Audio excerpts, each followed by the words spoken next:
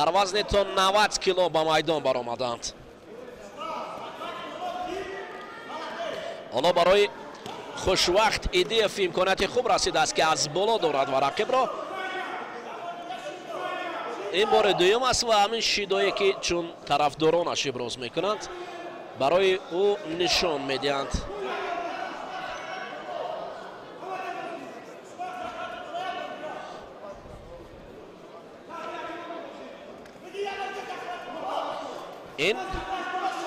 ин навбат ҳам акнун бубинед паҳлавонони қавваланд дар инҷо рақибро ба тахта пӯш бурдан як вазари ҳолати замин нишон додан. Ҳайдарали Шоев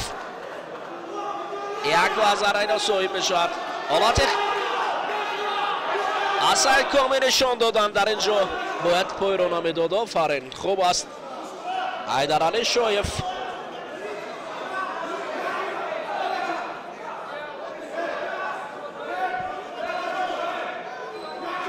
як вазари кор кард. дидед новаст аз қадми қомат паҳлавон метавонад ки нақши муҳим дошта бошад. ҳоло Шоев дубора ба ваҷҳ меояд вале шидои дуюмро мегирад. ҳоло як вазари ва ду шидо ҳам ӯро ба пирӯзӣ наздик мебарад, ҳам ба бохт аст. инҷо вазаре нишон мед довар ҳоло қарори худро набаровардаст. шояд барои такрор баре ҳолати такрорро мебинем барои Идиев. магар овард вазари ё не ҳанӯз норавшан аст. ҳоло такрорро мебинем.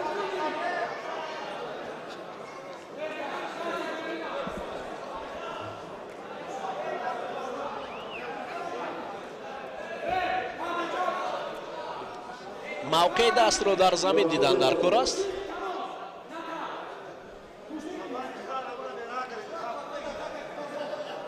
ба фикрам ин вазари андешаи ман аст ки инҷо вазари хеле дар гумон аст будан вазари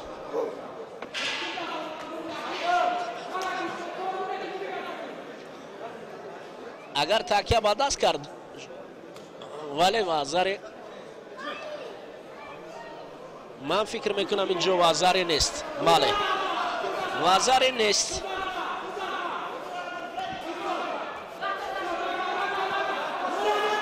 ҳоло Идиев акнун дар ғазаб омадааст.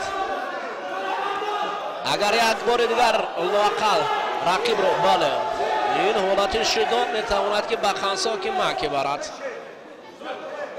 вале доварон доимо мехоҳанд ки гӯштини хуб шавад. қадар рӯи ҳам шидо доданро лоиқ намедонанд. вале агар Шоев ҳамин васила гӯштин гирад шояд бале гаштае баргашта рӯ барои рақиб замин афтад. пас шидо аст. ҳанӯз доварон мехоҳанд ки боз ҳам гӯштинро бубинанд.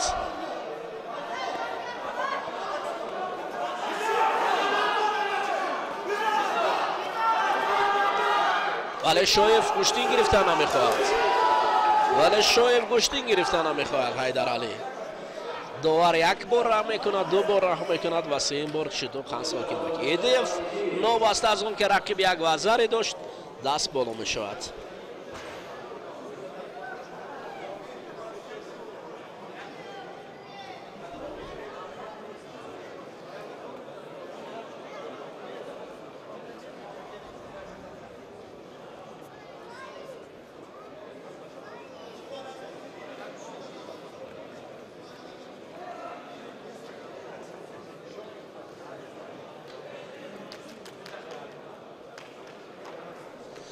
аввалин вазаре ки буд ки дар инҷо паҳлавони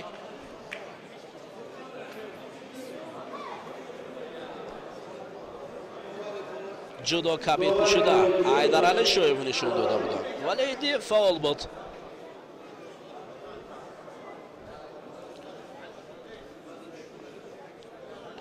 мирзо Шариф Исматов паҳлавони ҷудогии сафед пӯшида бар муқобили Ҷаҳонгир Бобоев куштин мегирад.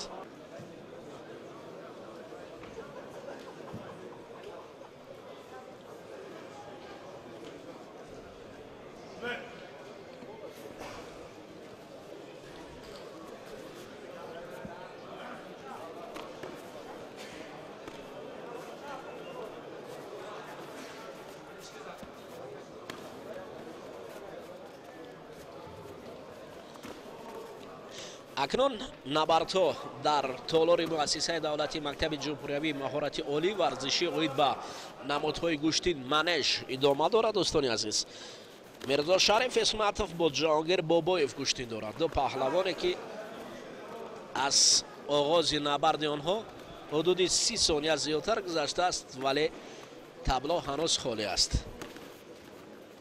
ҳарду тариқи дастон якдигарро ба паҳлӯ овардани ҳастанд, вале натиҷа надодааст.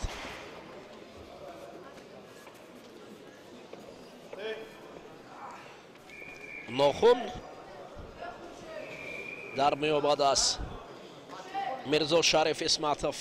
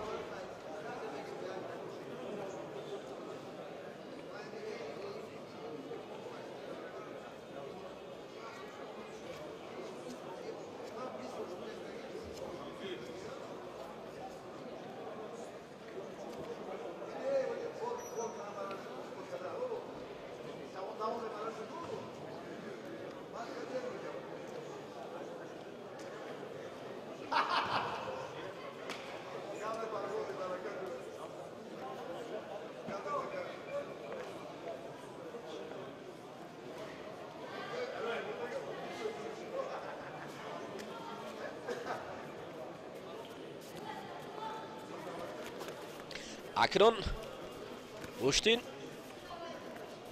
идома меёбад миёни мирзо шариф исматов ва ҷаҳонгир бобоев.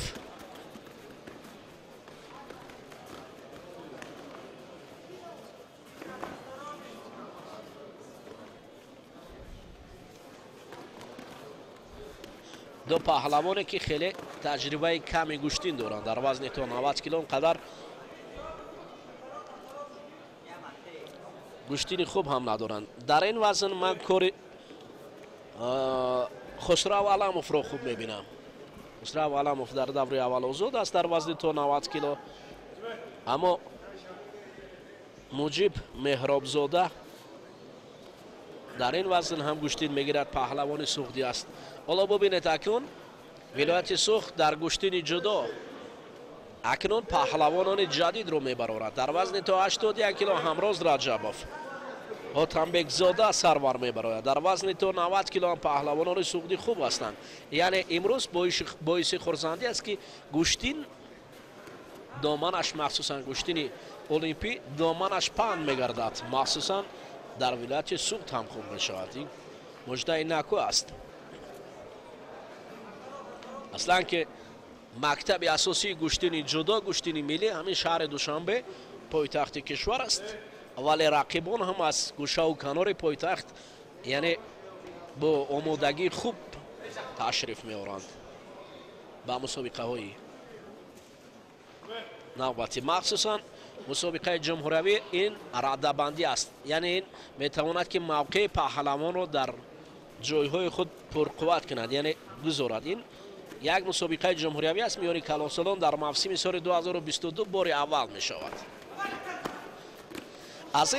аз ин талошҳои паҳлавонон натиҷае нест. паҳлавононе ки таҷрибаи кам доранд. яке ҷоҳонгир мегӯяд, дигаре мирзо шариф мегӯяд. мирзо шариф исматов паҳлавони вилояти суғд аст.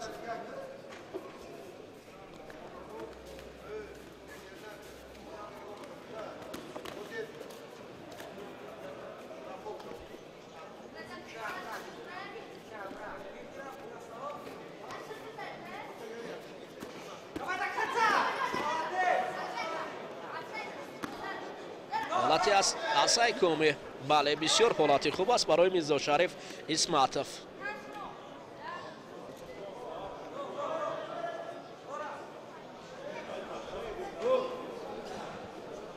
10 ثانیه یک وزنی و تسلیم. البته در اینجا اکنون میرزا شریف اسماتوف پیروز می شود، چون ترغیب از پهلوانان سعودی کردیم، باز هم دست بالای پهلوان سعودی رو دیدیم.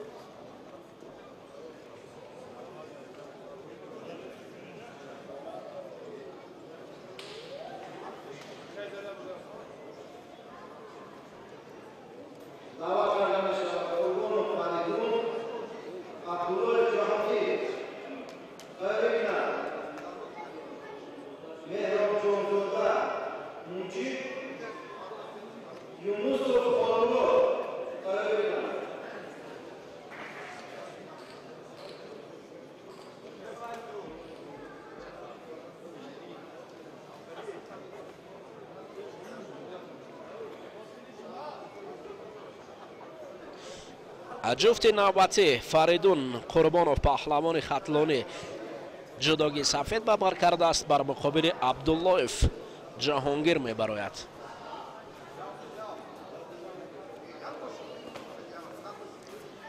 قریب که این پهلوانان تازه محسوب می شوند، یعنی اونها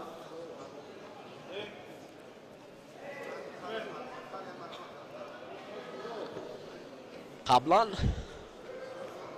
نتیجه های سطح بین المللی کمتر دارند. از این خاطر تو پهلوانی که در مقیاس بین المللی گشتی نگرفته باشد، نو بست از آنی که چقدری که در داخل کشور گشتی گیرد، ولی تجربهش در سطح جمهوریوی و بین المللی کمتر است. اینو باید فراموش نکنیم. ولی تجربه از همین جا سر می شود. این مکتب این مسابقات یعنی مسابقات تجربوی است و می تواند که اعضای منتخب کشور را از همین جا پیدا کرد. بهر آمادگی به بازی‌های آسیایی، به چمپیونات آسیا، به چمپیونات جهان، یعنی همین یعنی کلانسالان از همین جا چهره‌های جدید را پیدا کردن ممکن است. در وزن تا 90 کیلو وزنی که هم کامران شاه یوستاپیریان هم جهانگیر مجیدوف در مقیاس جهان تاجیکستان را معرفی میکنند.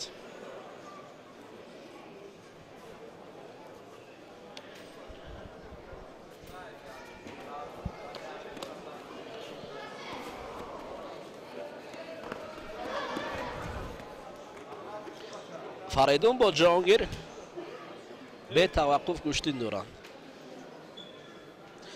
کسانی که مسابقات بین المللی گراند سلام، گراند پری، چمپیونات آسیا، چمپیونات جهان را تماشا میکنند، پس فرقیت گشتینی مکتب ما از گشتین دیگران فرق میکند. یعنی این پهلوانان هستند که نو قدم های خود را در مقیاس جمهوریوی میگذارند. ببینید بسیار امکانیت ها میشند ولی امکانیت ها را استفاده برده نمیتوانند. حالا جوان هستند، حالا شاید یعنی تجربه آنها هنوز هم کم است. در مقیاس جهان با پیدا گردیدن جزترین امکانیت اصول رو به کار میبرند. تجربه میشود باید است. مقصد همین مسابقه ها هم همین است که باید تجربه آنها غنی شود. باید آنها بیشتر با پهلوانان با پهلوانان خوب گشتن گیرند تا اینکه تجربه پیدا کنند. فریدون قربانوف پهلوان خطلانی بلاخره رقیب را طریق چمت با مغلوبیت برد و خود دست بالا می شود.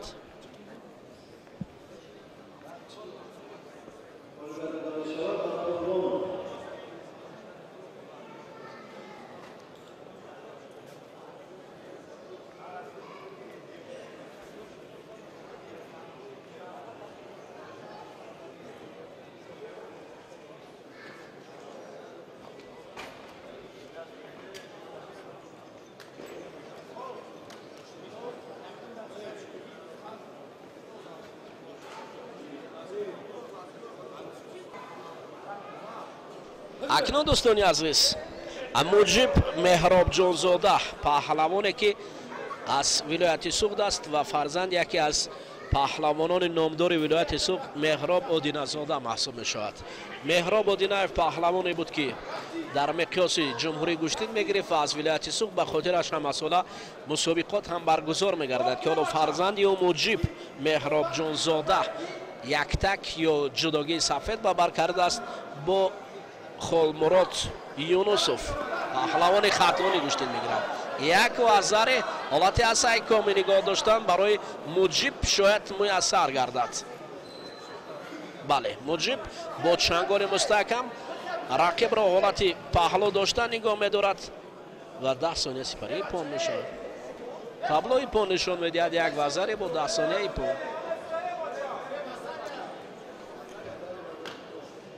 ایپون بله فرزند مهراب آدینه‌یف که درباره‌اش وصف کردیم دست بالا می شود. این پهلوان جوان است، آینده خوب دارد مجیب.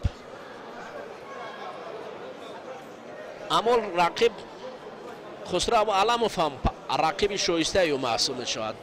در این دوره بسیار رقابتی پرشدید خواهد گذشت.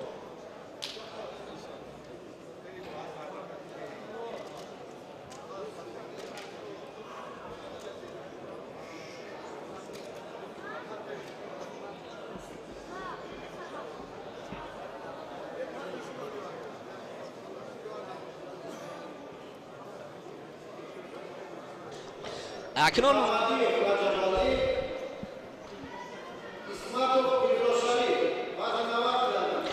وزن بالاتر می رود. یک وزن تا 90 کیلو می براید. ایسا فردوس ایسا پهلوان یک تک سفید پوشیده حالت وزری نبود فکر میکنم. برای دیف وزری نشان داد. خب حالت اسای کامینگ جان دوستان براستی همین پرتوفت رو من هیچ ندیدم فرصت شاید نشد بله تکرار کنندیم به فکر موثری نبود. خب در اینجا فیروز بختی بیکوف در یک جایگی با زیاودین سفرف حالت رو برای ما نشان میدهند. نه اینجا وزری نبود. دو کارگردانی که هم کارگردان تلویزیون محسوب میشن هم کارگردان میدان هستند که هم برای داوران هم برای تلویزیون کارگردانی میکنن. اصلا میخونیم با کار آنها همون هستند که امروز بعضا نافهمی از بین میرود عدالت برقرار میشد وگرنه با کار داوران ما هر لحظه رو به مشکلی پیش آمدن ممکن است. خب اکنون ادامه رقابت در وزن تا 90 کیلو.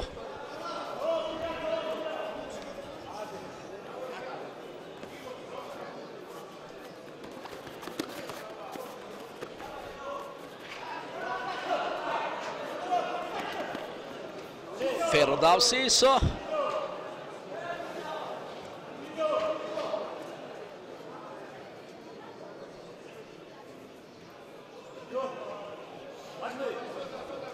گریختر پای هم معنای شی دارد. ایدیف خوشوقت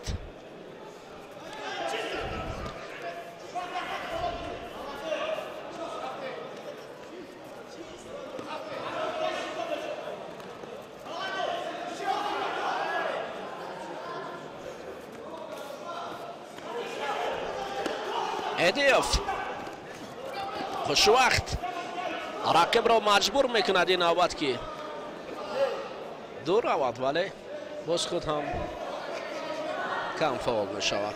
وزن تا 90 کیلو.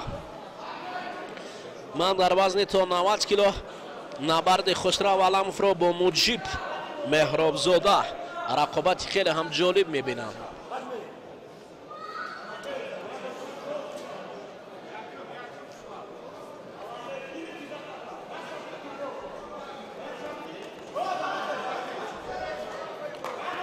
فردوس ایسا با ایدیف خوشوقت نبرد دارند. فردوس خیلی خسته است. ایدیف خوشوقت باشد فعال است.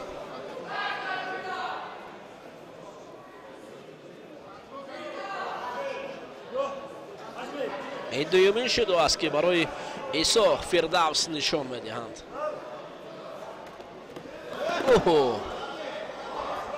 با وجود کم فال بودن فردوس در اینجا در پای رقیب رو میتوانست که لحظه ناکام گرداند، ولی چالاکی رو از دست داد.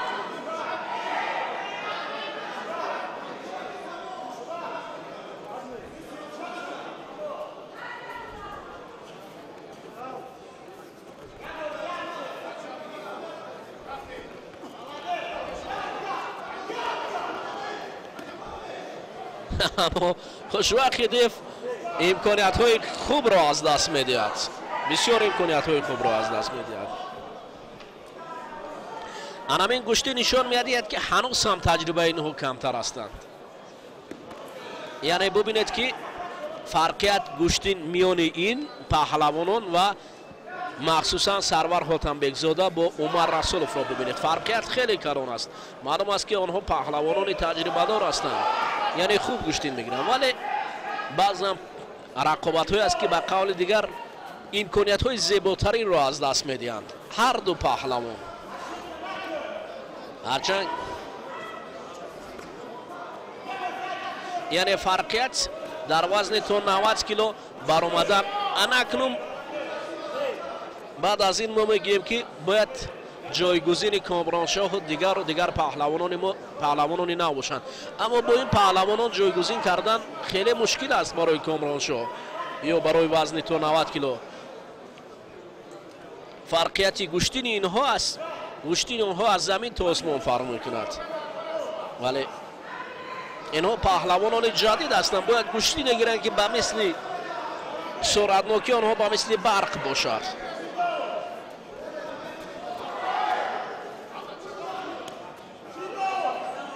شدوی سیوم برای فردوس نشان دادند، پس ترک میدان است.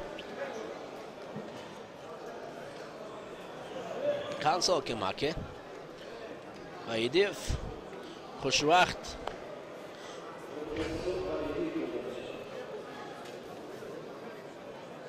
پیروز می شود.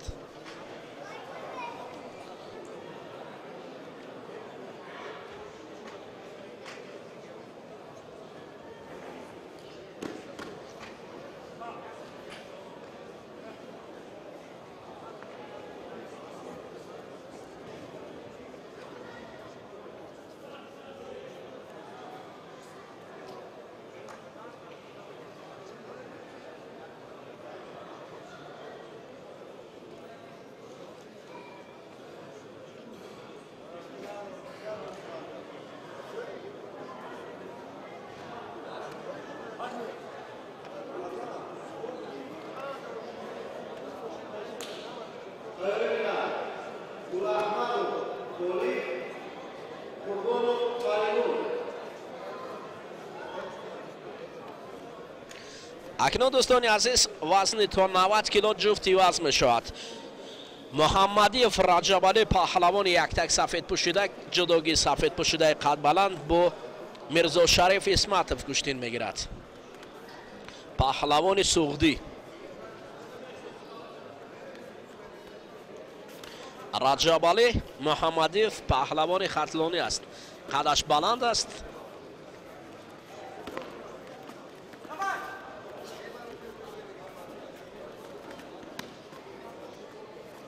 تامینگر رو میخواست پهلوان سعودی به کار برد، ولی کارش بارور نمیکند. پهلوان جداگی سفید پوشیده انکترش رجبالی محمدیف الکی نیتی رقیب رو درک کرد.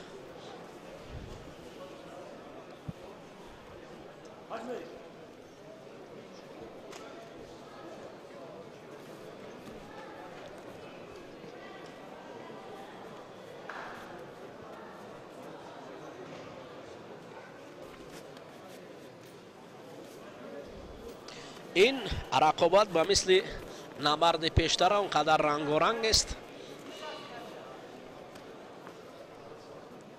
در وزن 90 تا 90 کیلو اولو همون لحظه های شدیدی که باید یکی از دیگر فرق کننده باشد کم به چشم میرسد.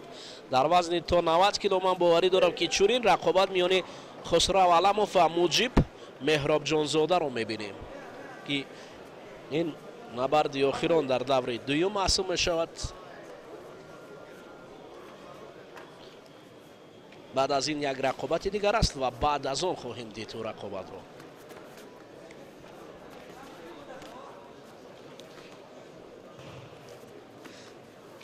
ولی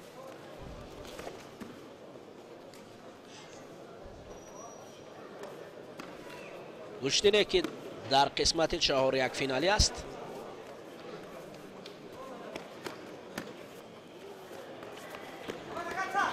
قدر عوضمان کنندان است. خب پهلوان سوختی به هر حال رقیب را از میدان بیرون کرد. در اینجا داور میتوانست که برای برآمدن از تتمی برای پهلوان قد بلندی خطلانی میرزا شریف اسمتوف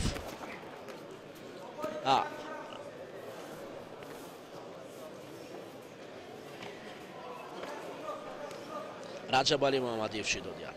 خب گوشتین ادامه دارد و رجب علی محمدیف امکانیت های خوب دارد از روی قد و قامت، از روی دستان، ولی امکانیت های خوبی خود را با کار برده نمیتواند. فکرم داور قرار نهایی درباره شیدو نشان دادن برای پهلوان خطلانی و رقیبی او همچنین نشان میدهد. هر دو را شیدو میدهد، هم رجب علی رو هم میرزا شریف اسمتوف را. میرزا شریف اسمتوف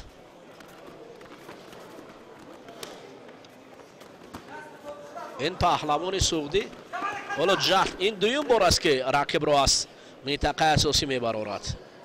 معنای فعالی او را دارد.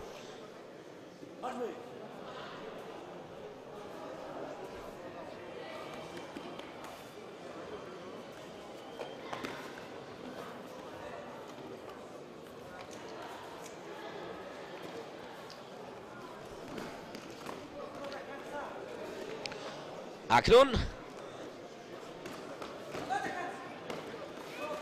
حالا باز هم با این جداگی کبود پهلوان سعودی حرکت‌هایش جذابتر است.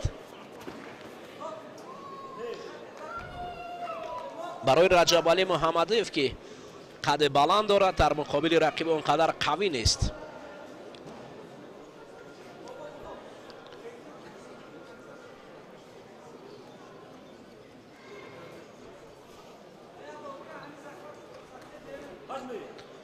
اسمتوف دویما کوشش میکند که پیش صف باشد، یک قدم نسبت به رقیب.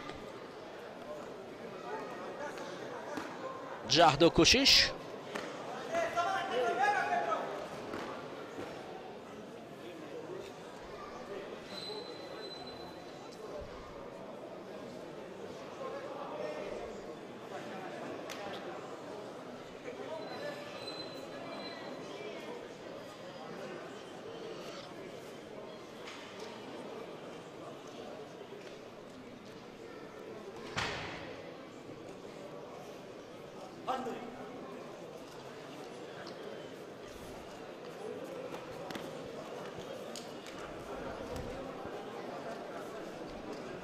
علاقه امین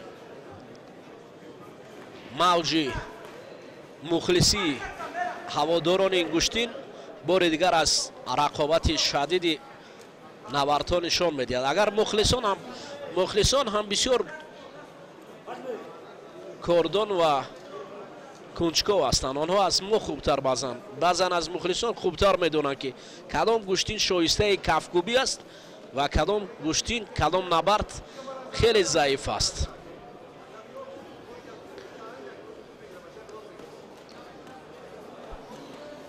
بعضی این رقابت هایی که بسیار برابری را تقاضا دارد، کمی در کم گل اسکواتو میگذارد ولی کار بسیار آرام است، بسیار آرام است. حالا که بسیار امکانیت ها است ولی افسوس که پهلوانان تجربه کم دارند، یعنی از گوشتین جدا با قدری که در مقیاس جمهوری باشد هنوز هم بیخبرند. یعنی پیدا کردن از میانی پهلوانانی یعنی چهره‌های اصیل رو خیلی مشکل است. ببینید مثال روشن در همین نبرد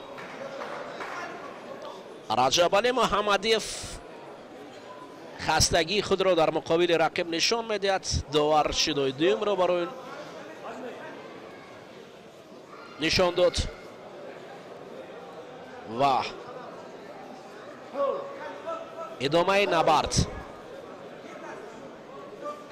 با این گوشتینه که پهلوانان ما اکثرا گوشتین میگیرد در مقیاس جهان مخصوصا میان گرجی ها، میان ازبک ها، میان اروپایی ها، میان دیگر و دیگر گوشتین گرفتن خیلی مشکل است. باور کنید.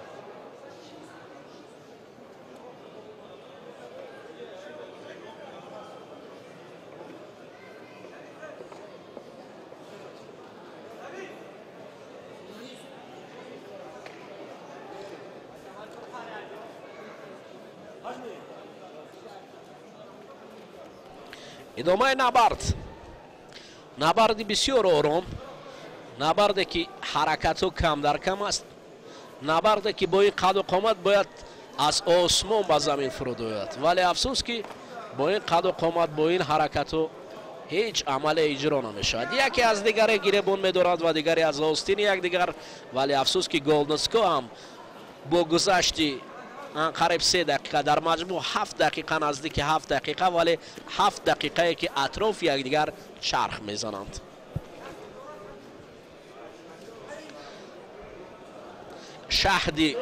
شهدی جالبیت گوشتین کم به چشم میرسد.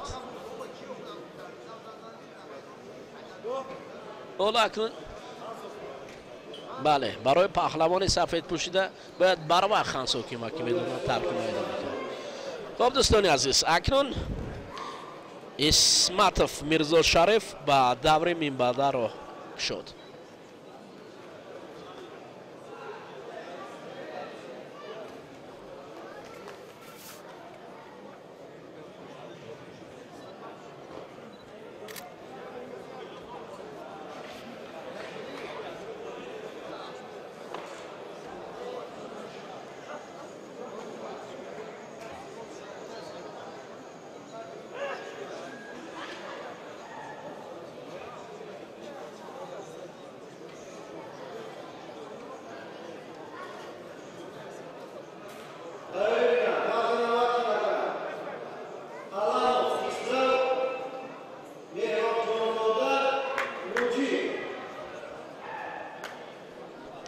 اکنون دوستان عزیز میرویم به نبرد منبعه. جفت نوبتی را طالب گل احمدوف از سمت راست یا به قول دیگر از جداگی سفید به بر کرده تشکیل میدهد بر مقابل قربانوف فریدون گوشتین میگیرند.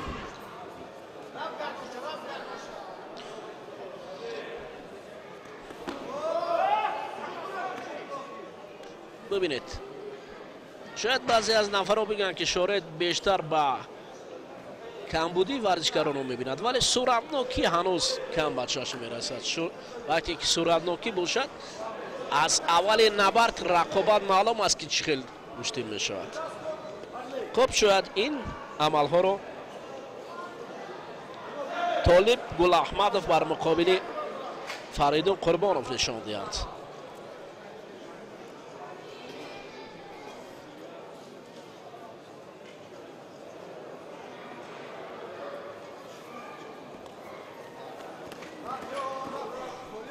به هر حال اکنون دوستان عزیز نبرد هنوز هم به مثل رقابت های پیشتر بسیار آرامانه میگذرد.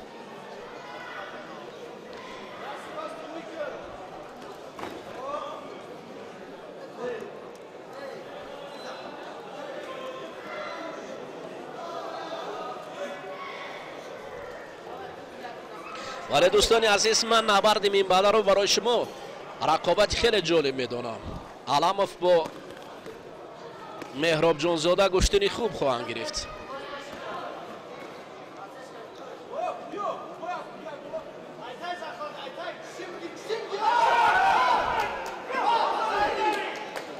باور کنید با این اوچیماتی که بود باید ایپون میشد ولی قدر آرامانه به زمین اومدن و آزاری هم دادند.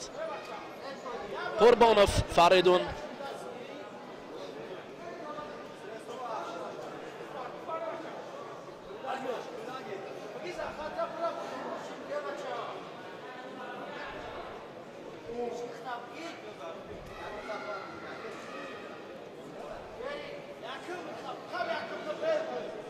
در یکی از تمرین‌های شورالی بازارف قرار داشتیم یک روز بسیار پهلوانانی که سرعت بلند گشتین می‌گرفتند. من اون رقابت‌ها را دیده بودم و بسیار شاد شده بودم که دوباره پهلوانانی ما سرعت بلندی گشتین گرفتن و آموختند. و راستی جای شک و شبهه نبود و بسیار شاگردان خوب در اونجا گشتین می‌گرفتند. مخصوصا فردوس نسیموف بود در اونجا. فرزند شورالی بود، یک پهلوانی که بسیار شایسته حرکتی جالب میکند و چند نفر دیگه که از دیدار تمرین های آنها من حلاوت برده بودم. ولی بعضی از رقابت های است که بسیار آرامانه میگذرد ولی در گشتین آرامی خوب است در حالی که اگر بسودی کار باشد ولی آرامی که امتیاز نآورد باید بهترش عمل اجرا شود.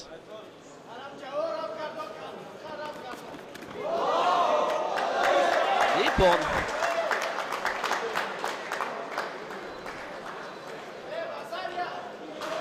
فریدون قربانوف حالا تقاضا دارد داور برای دیدن او.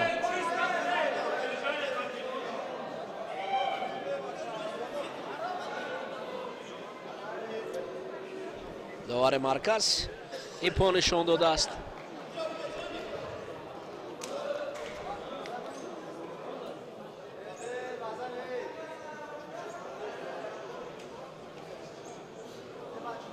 ایپون تصدیق می شود. انا اکنون گشتینی خوب می شود. حالا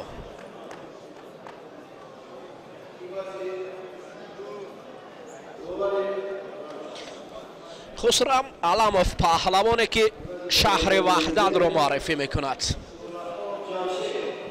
تحت رهبری شاقولوف در شهر وحدت مشق می گیرد. انا این مهراب مجیب مهراب جانزاده باشد پهلوان است که فرزند شادروان مهراب بادینایف است. پهلوان قد بلند جوان است تازه میان کلانسالان گشتین گرفتن را آغاز کرده است. انا این رقابت خیلی هم جالب است. جمشید لالخانوف به حیث داور مرکز داور جوان میبراید. داور خالص است. من باوری دارم که جمشید لالخانوف این رقابت را خوب داوری میکند چون که این نبرد خیلی جالب است. هم علاموف هم مجیب هر دو پهلوانی شناخته هستند. مجیب تازه با میان کلانسالان گذشته است و علاموف سلاله علاموف ها در شهر وحدت که تجربه غنی گشتنی جدا دارند. اکنون انا این نبرد معلوم است. همون با قول دیگر میگویند که هر فصل را از بهارش معلوم است. انمی گشتین هم ببینید چست و چالاکی پهلوانان را چگونه خوب است. انا اکنون علاموف میگذارد یک آزاری را علاموف کار میکند. مجیب باشد حالا زمین افتیده است. مجیب پهلوان است که نوکک میان کلانسالان گشتین میگیرد. قدش خوب است. قد و قامتی خوب دارد. دوباره اکنون یک آزاری علاموف را به پیش میبرد. مجیب مهراب جانزاده باشد قد بلند مقابل یکدیگر ببینید خوب چست و چالاک دارد. هر دو با هم آمدند.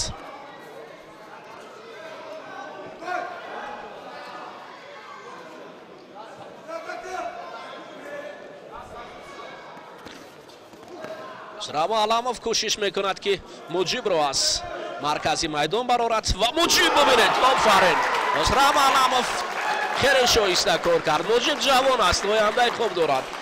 хусрав аламов ба набарди минбада рафт.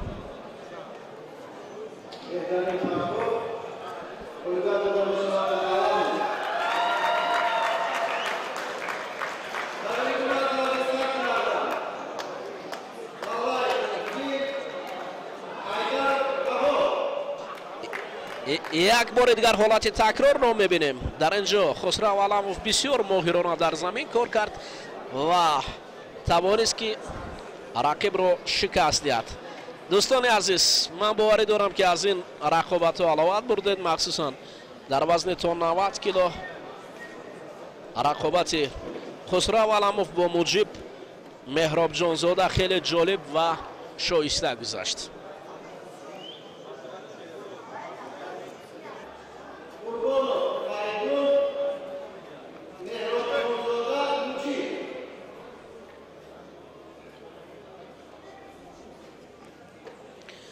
акнун дӯстони азиз, мубориза барои баромадан баҳри нишони биринҷӣ ё ин ки рақобатҳои таҳсилобахш миёни исо фирдавси исо ва муҳаммадиев раҷабалӣ оғоз шуд. ин рақобат ё дидори таҳсилобахш аст.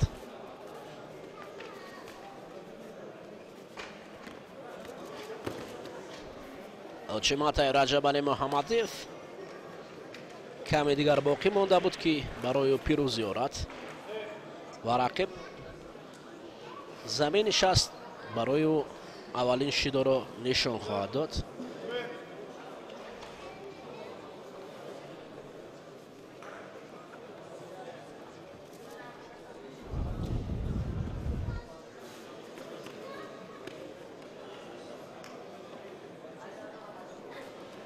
ҳоло бо ҳамин шакл боз гӯштин идома меёбад.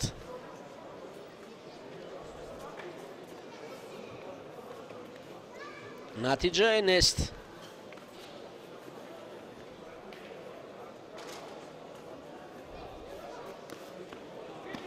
идомаи набард аст. як ва заре барои раҷабалӣ муҳаммадиев ҳадя карданд.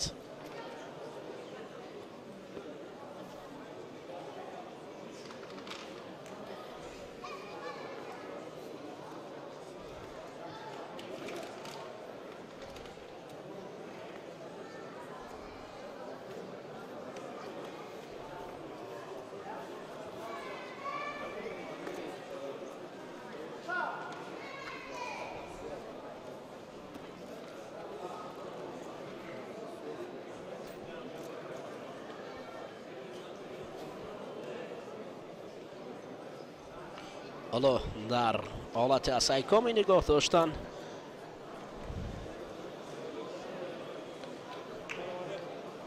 як ва зари ӯро дастболо мекунад раҷабалиро.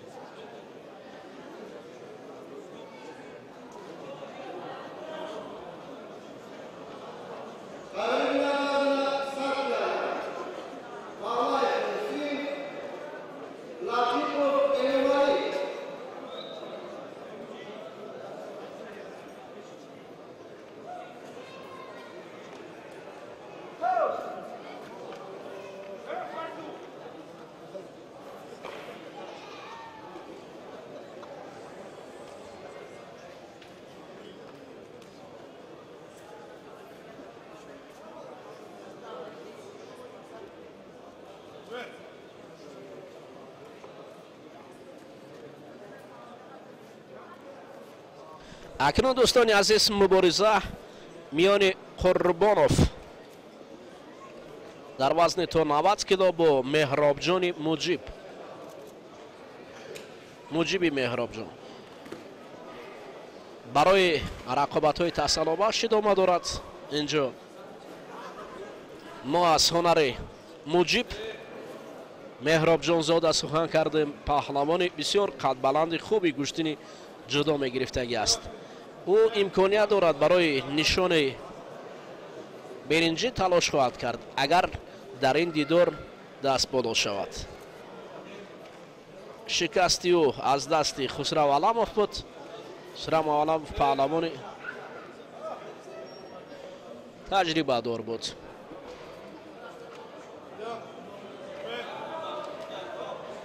حالا چند گل زدن برای موجب شده میدهند.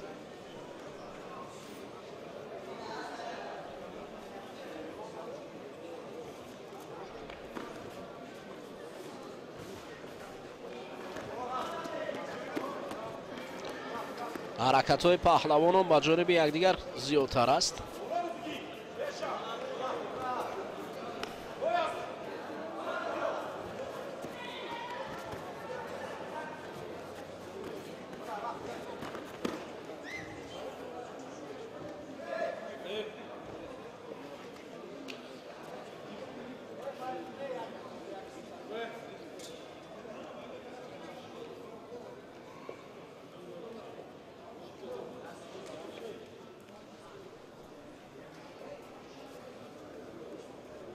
حرکت های پهلوانان در وزن تا 90 کیلو.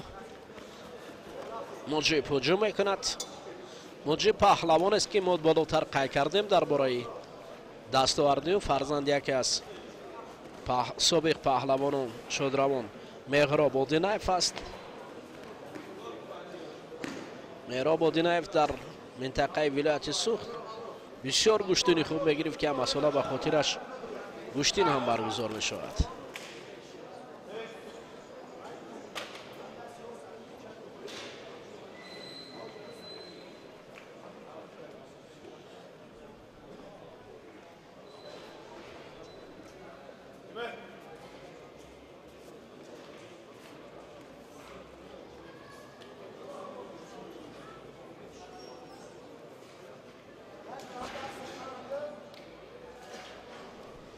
اکنون مبارزه پهلوانان اما ادامه دارد.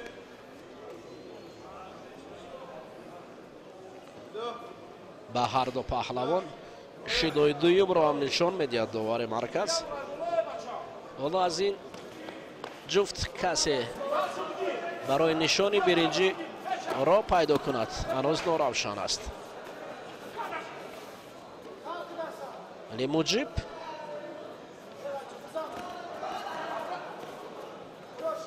حالت خوب را داشته است.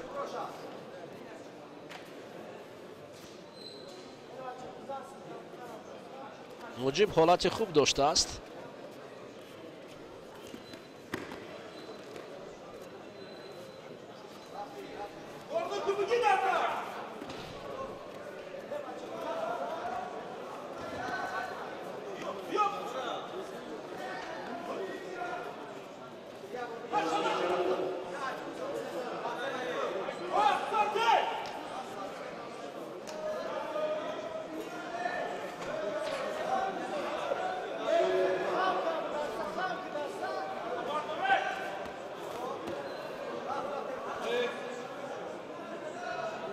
عمل اینجا انجام یافتن هم شود.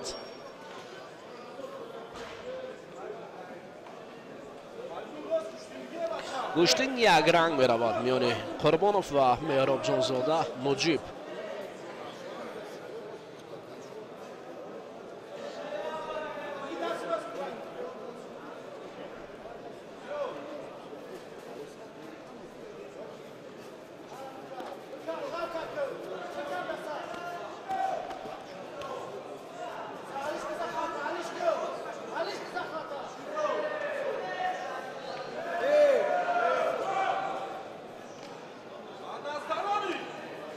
یک طرف کشتین گرفتن برای موجب شیدا نشان میدهند. Qurmonov برای جای سیم گوشتین میگیرد.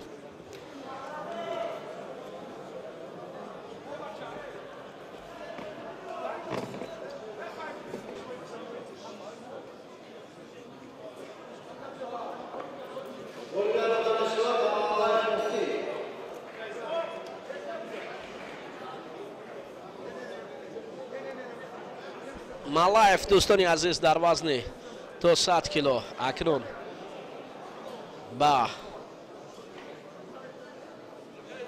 барои ба даст овардани нишони биринҷӣ куштин мегирад.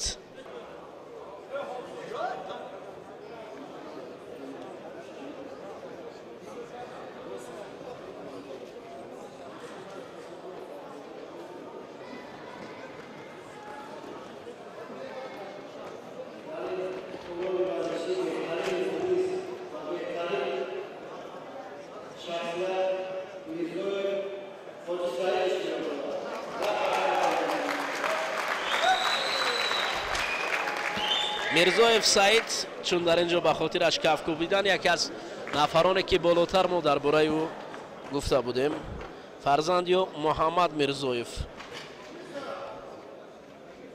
муҳаммад мирзоев паҳлавоне буд ки дар бозиҳои авроосиёӣ нишони тилло ба даст оварда буд. дар вазни то 73 кило хеле хуб медарахшид. ҳоло ман боварӣ дорам ки муҳаммад шогирдони хубро тайёр мекунад. мирзоев саид падари ӯ аст. қиблагоҳашт эдеев бо исматов дар қисмати ниманиҳоӣ талош доранд. ин ду паҳлавон аввалин ҷуфтест ки барои баромадан ба қисмати финалӣ талош мекунанд дар вазни то 90 кило.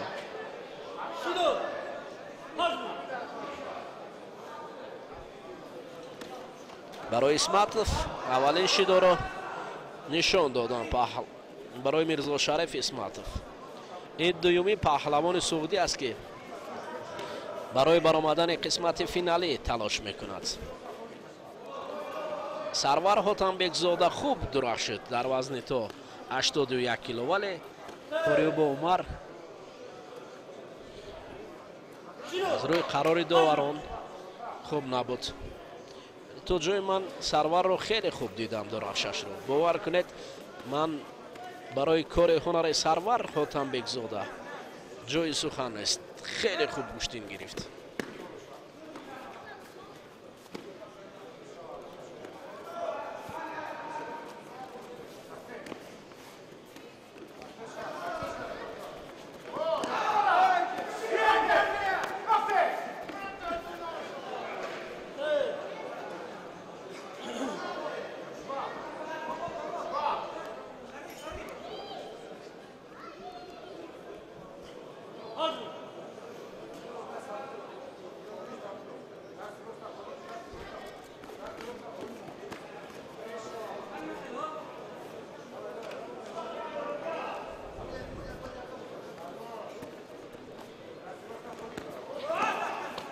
ҳаракатҳои паҳлавонон дар вазни то 90 кило ба қисмати баромадан байни эдеев исо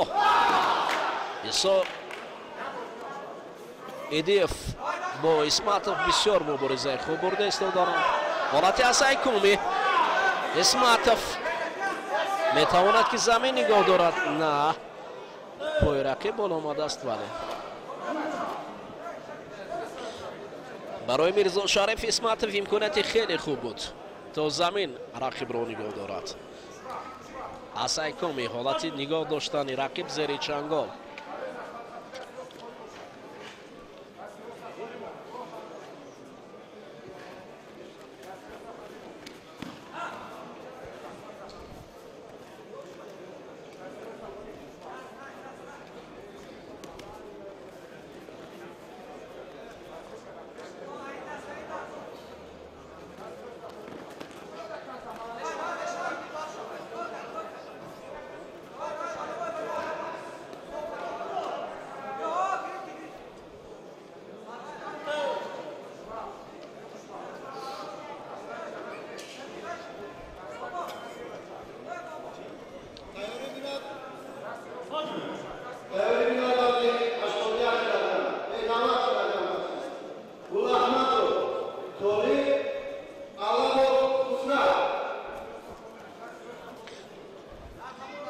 Аламов даври минбаъда гӯштини хуб хоҳад гирифт. Мисле ки инҷо Эдиев хушвақт бо Исматов Мирзо Шариф гӯштин дорад.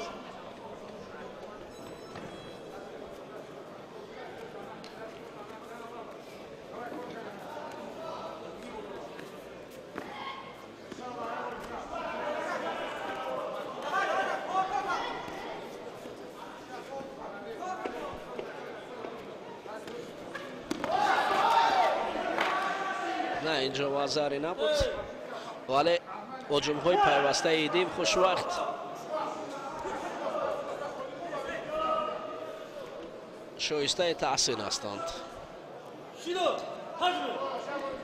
این دومین شد برای میرزا شریف اسماتوف.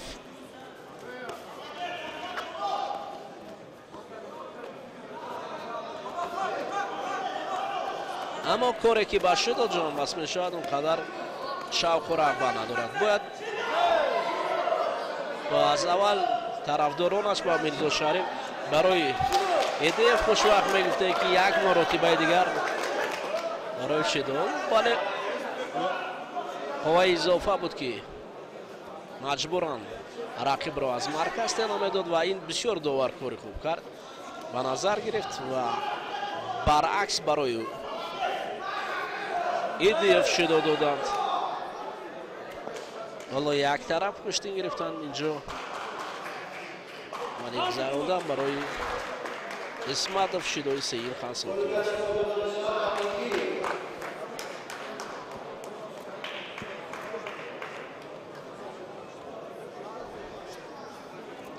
اکنون خسرو علاموف با طالب گل احمدوف مبارزه میبرد در وزن تا 90 کیلو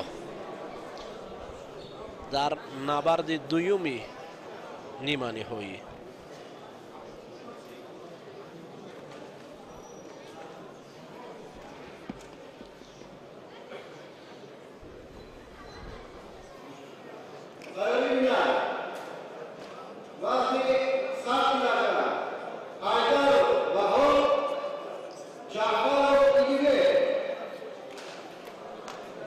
اکنون دوستان عزیز در وزن تا 90 کیلو طالب گل احمدوف پهلوان پیراهن سفید پوشیده با خسرو علاموف کشتین میگیرد.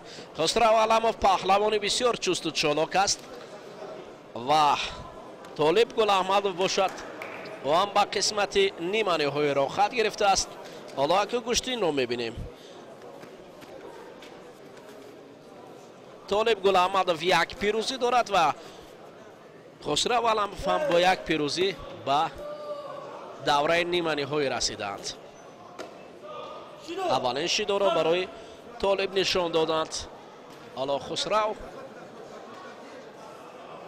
چالاکانه گریبان رقیب را در می‌یابد و ببینید بسیار چالاکانه هجوم کرد.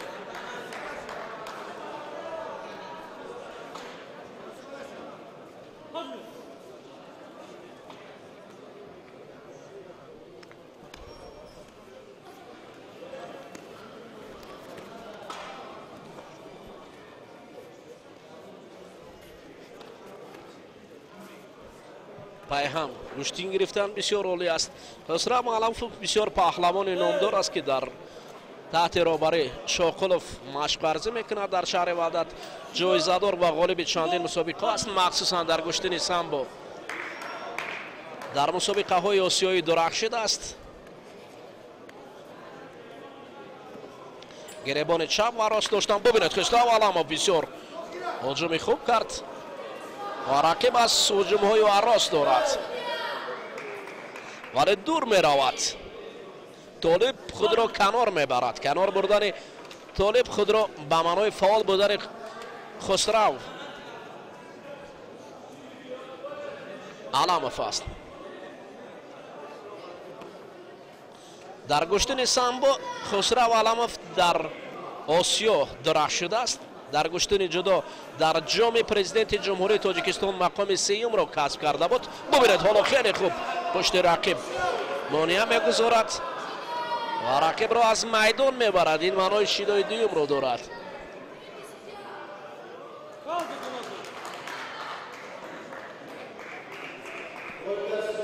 بله خسرو معلموف با فینال می رود.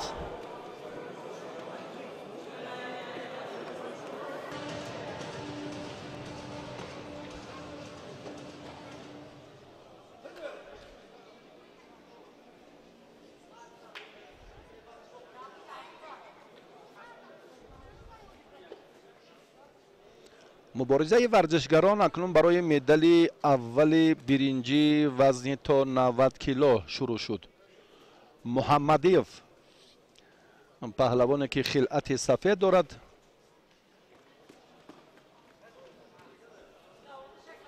گل احمدوف ورزشگر با خلعت کبود.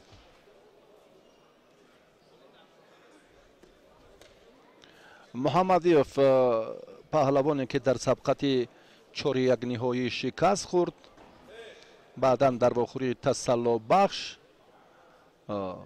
فردوس رو مغلوب کرد و به این دور راه خواهد گرفت. به هر دو داور شیداد داد. بله و گل احمدوف این پهلوان از واخوری های نیمه نهایی از خسرو علموف انیخترش شکست خورد و به این دور راه خواهد گرفت. از سبقت های تسلا بخش چون گفتیم که امروز هم محمدیف نتیجه دلخواه به دست آوردن نتوانست و در واخوری تسلا بخش کامیاب شد و بعدا به این دور راه خواهد گرفت. محمدیف پهلوان از ختلان است. رجبالی نام دارد و گل احمدوف حالا اکنون اینجا من فکر میکنم در ردیف مبارزه هایش باید بیشتر مسئولیت داشته باشد که آگاهانیده نشود.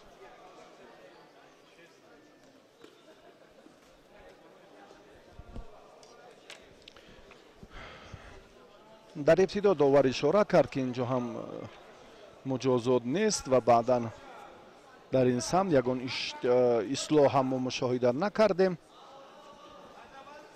نیروسنجی پهلوانان اکنون در وزن تا 90 کیلو اندک سوستر جریان میگیرد نسبت به وزن تا 81 کیلو که بسیار سه سبقت جالب رو تماشا کردیم.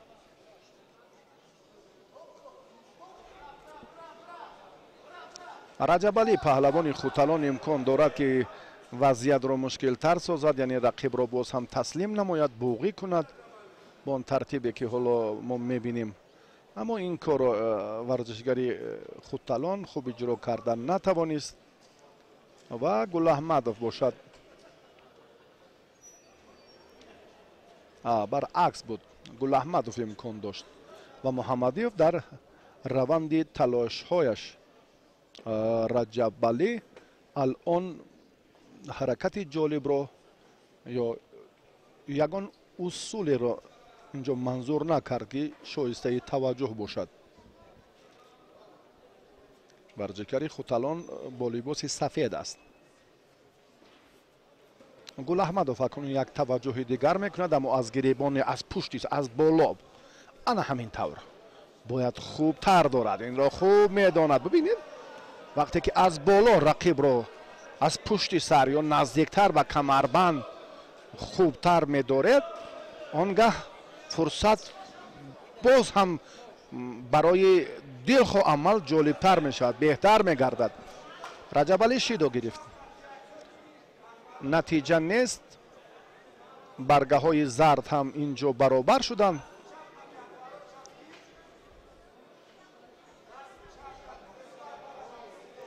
اولین نفره که البته حریف رو میدارد یا داشتن قپیدن و همون طرز مشخصی که از سر یاسین یا از گریبان الکی یک قدم موفقیت است و یک باز هم یک نظری دیگر، یک مسئولیتی دیگر هم گویم اشتباه نیست، چون که به همون مطلب خیش باز هم کار را نزدیکتر می سازد.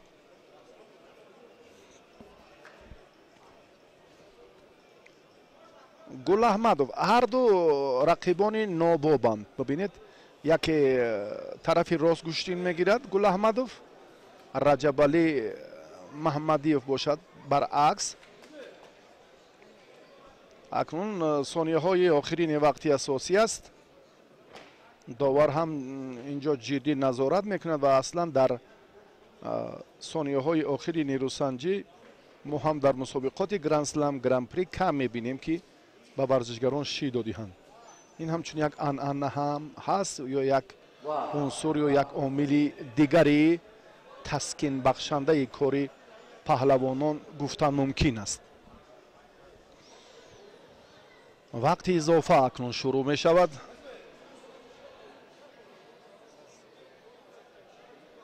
در این وزن اشتراکچیان بررسی کمتر بودند نسبت به وزن تا 81 کیلو. اینها الکی بعدی کامیابی دو دور حق مبارزه را برای مدال برنجی پیدا کردند. این هم از تعداد اشتراکچیان مسابقه وابستگی بیشتر دارد.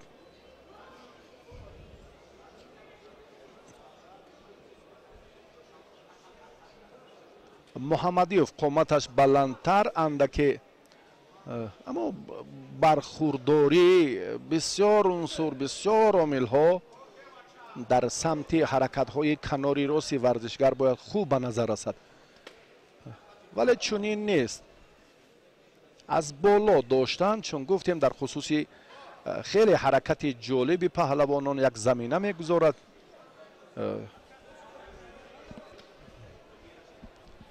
این را باید هر یک ورزشگر هر یک پهلوان خوب درک کند و برای آغاز همین هجوم همیشه آماده باشد و موظف است که این کارو بهتر برراه ماند. مجبور است داور در سمت نگاه داشت سر آستین یا انگشتانی که اینجا هم باز هم بیشتر چون رعایت آن هم حتمی است توجه دیگر داشته باشد. بالاخره کار به وقتی اضافه طول کشید. دقیقه دوم میدانداری پهلوانان ثمرآور نیست.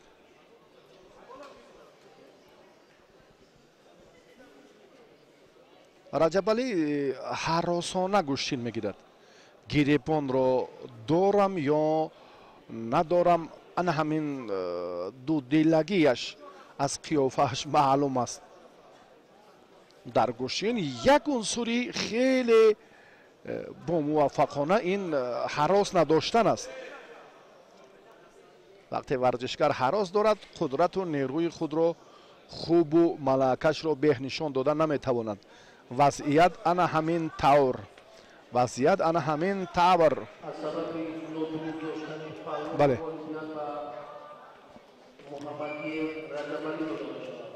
رجب علی محمدی و پهلوان خودتالان فشار را زیادتر کرد و رقیبش داشتن چون گفتیم از سر حسین از حالتی که خیلی نگران کننده بود. به همین ترتیب اکنون غالب معین شد. ما برنده مدال برنجی رو به شما معرفی کردیم.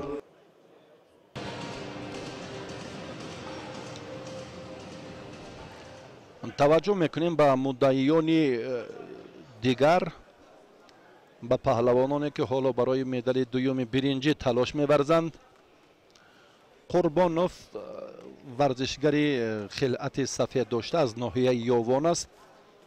این پهلوان در سبقت تسلا بخش مهراب جانزاده را مغلوب کرد. پهلوان کاخی ورزشی زرافشان ناحیه جبار رسولف را و اسمتوف باشد از واخوری های نیمنی هایی نتیجه خوب را به دست آوردن نتوانست. اسمتوف انیقترش در زیرگروهی که تلاش کرد در واخوری های نیمنی هایی از ایدیوف شکست خورد.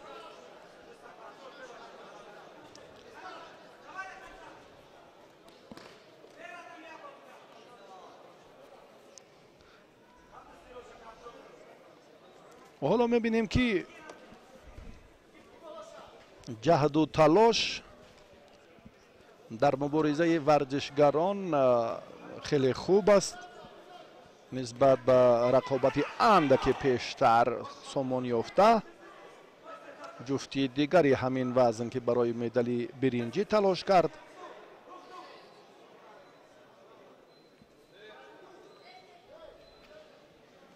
исматов дар давоми муборизааш ҷаҳду ҷадали бештар ҳам карда бошад, аммо кораш он қадар самаровар набуд. аслан усули лад додани даст гоҳ-гоҳ ба вуқӯъ мепайвандад. инро ҳам хеле малакаи воло ва шоиста лозим аст ки дар ҳолати рост будан аллакай корро барои лад додани даст ҳамон унсур ё усули дигари партери хуб анҷом диҳанд. аммо аз варзишгар бисёр ҳам касбияти баландро тақозо мекунад. исматов дар ин ҷода комгор нашуд. қурбонов паҳлавони ноҳияи ёвон ҳоло агар аз боло камарбанди рақибро дорад, қурбонов хеле хубтар барои чанд усул, барои истифодаи ҳалоки дохила, барои боз ҳам фишор оварӣ дигар самти заифии рақиб хеле хуб аст. аммо нодуруст доштааст Қурбонов. рости бисёр ҳам тааҷҷуб. чӣ гуна аст гиребон рақибро доштану аз пушти гардан ва баъдан ҳаракат кардан ин ягон маънӣ надорад. барои дилхоҳ усул бояд ки лоақал аз оринҷ аз сари остини ҳариф бояд кӯтоҳтар доред ва баъдан ҳам фишор оваред тавассути боз ҳам дучанд фишор овардани даст, кӯтоҳ кардани бештар дасти рақибе ки зери фишор аст, он гаҳ комёб шудан мумкин аст. исматов ҷуръат кард. ин варзишгар аз марҳилаи ниманиҳоӣ мустақиман ба ин давр омадааст. Қурбонов дар сабқати тасаллобахш як вохӯрии зиёдтар анҷом дод, аммо суст гӯштин мегиранд. ман фикр мекунам ки агар исматов ҳамин тавр гӯштин гирад, аллакай хавфи баргаи зарди дуюм ӯро ҳам таҳдид мекунад. дар сурате ки Қурбонов фаъолтар бошад, фишор оварад дар муқовимати ин варзишгар, ин самташ ҳам бояд мадди назар бошад.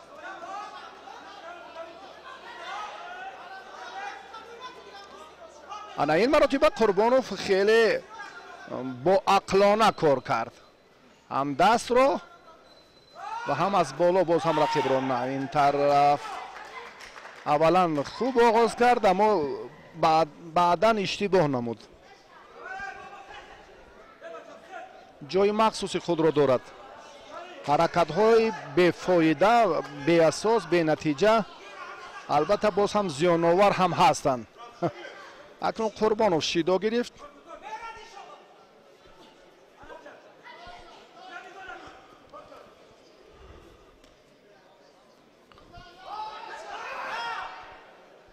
чунин менамояд ки ҳарчи бодо бод ба пеш ва тасодуфан касе афтад. касбият лозим аст. чаро ин ду нафар ҳолатҳои хубро ба вуҷуд намеоваранд, фурсатҳоро сарфи назар мекунанд, лаҳзаҳое ки хеле муносибанд то ба нуқтаи ниҳоӣ ҳаракатҳои худро анҷом намедиҳанд ва маҳз сабаби асосии нокомии ҳарду варзишгар ҳам дар ҳамин аст.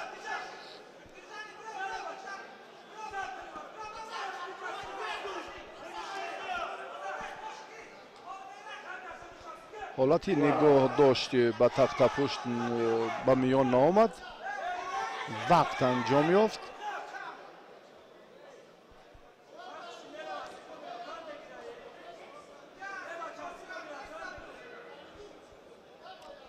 исматов ончуноне ба зону нишастааст ки дигар нафас кашиданаш хеле мушкил шудааст. бибинед, тамрин кам аст, омодагӣ суст,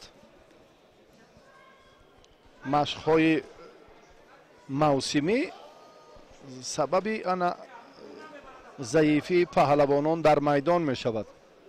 ҳаракат нест. 4 дақиқа аллакай ҳарду бемадор خیلی خسته حالند. داور هم به هر دو شیدو دهد باز هم مسئولیت جدیتر می شود.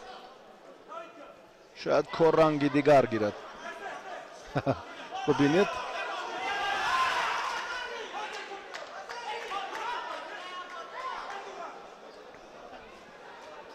اندک قوه باشد بسنده است برای هر دو. اندک قوه. حالا اسمتوف این کار رو میتوانست خوب انجام دهد. از بیمداری پهلوان ناحیه یوان خوب استفاده نکرد.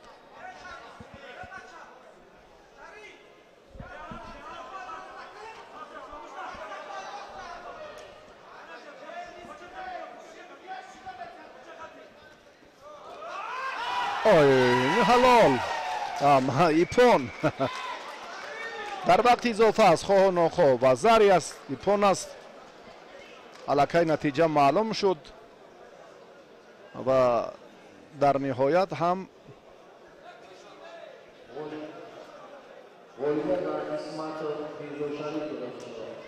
میرزا شریف اسمتوف ورزشگری که از وخوری های نیمه نهایی نتیجه دلخواه خود را به دست نآورد و نهایتا در سبقت آخرین خود برای مدال برنجی کامیاب شد و صاحب جای سیوم گردید.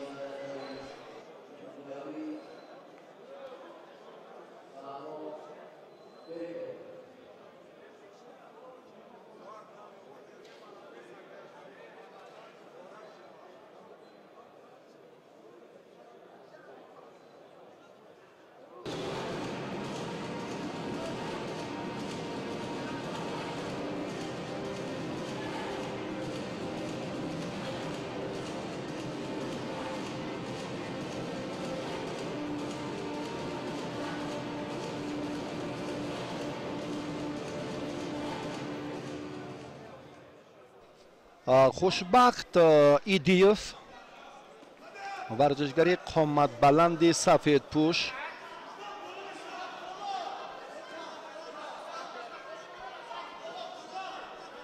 ورزشگری که بر راستی اونقدر شهرت زیاد ندارد.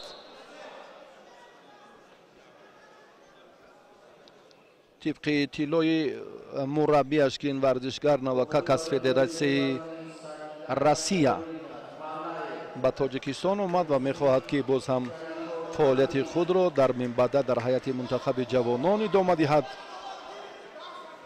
حیدرعلی شایخ رقیب این ورزشگر در دوره اول بود و زهر خسرو پهلوان شهری وحدت بسیار جسارت نشان میدهد و زهری را به دست میآورد. علموف تلاش میکند که در این حالت باز هم با تخت پشت نگاه داشتن رقیب را فرصت مناسب را فراهم سازد، اما داور اشاره میکند که نه، این طرز نگاه داشت حالا برای با وجود آوردن همان فرصت مناسب یا 10 ثانیه باقی مانده که غلبه صاف را تامین کند کافی نیست.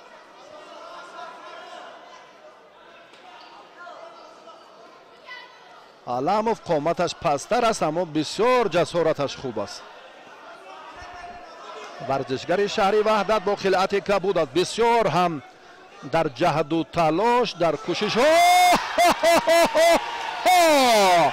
وزر پون دقیقا خسرو علموف ثابت کرد که این چهره نفر تصادفی نیست و در مقاومت دلخواه ورزشگری قوی در همین وزن میتواند که کامیاب شود و علموف این گفته ها را در میدان دیگر بار ثابت ساخت و برنده مدال طلای وزن تا 90 کیلو در مسابقه جمهوری جهت دریافت امتیازهای ارزنده و برای معین نمودن بهترین ها در رده‌بندی حدود جمهوری این پهلوان کامیاب شد.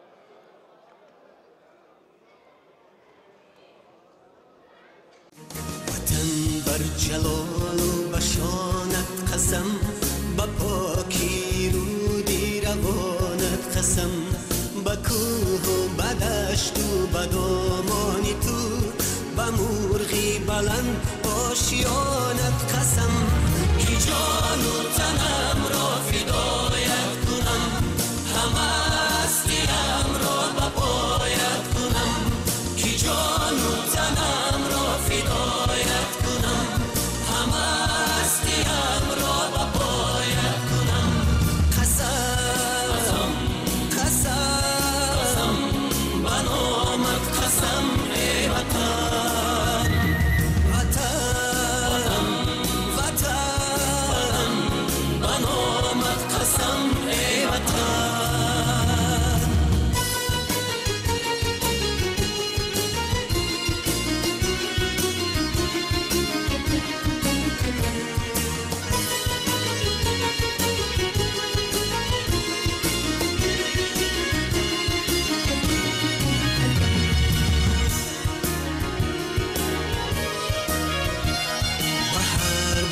تاریخی زرین تو به نام آورانی زمانت قسم به ختلان و بلخ و بدخشانی تو به خوجند و هم زرفشانت